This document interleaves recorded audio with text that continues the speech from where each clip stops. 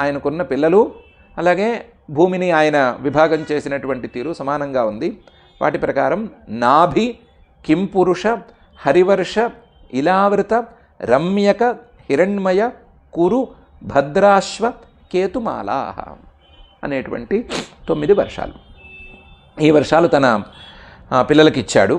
ఇచ్చి మీరు జాగ్రత్తగా పాలన చేసుకోండి అని చెప్పాడు. అందులో మొదటి పిల్లవాడు నాభి చక్రవర్తి.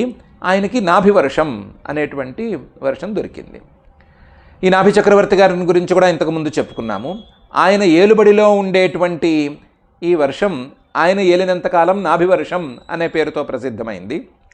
ఆయన కొడుకు ఋషభదేవుడు పాలన చేసినంతకాలం తండ్రి పేరు కొడుకు పేరు కలిసి అజనాభం అని పేరు వచ్చింది దీనికి. ఆ తర్వాత ఋషభదేవుడు కొడుకు భరతుడు రాజ్యం ఏలేసరికి తండ్రి పేరు లేదు, తాత పేరు లేదు, ఆ ఇద్దరి పేర్లు కనుమరుగైపోయి భారతవర్షం అనే పేరుతో ఇది ప్రసిద్ధమైపోయింది.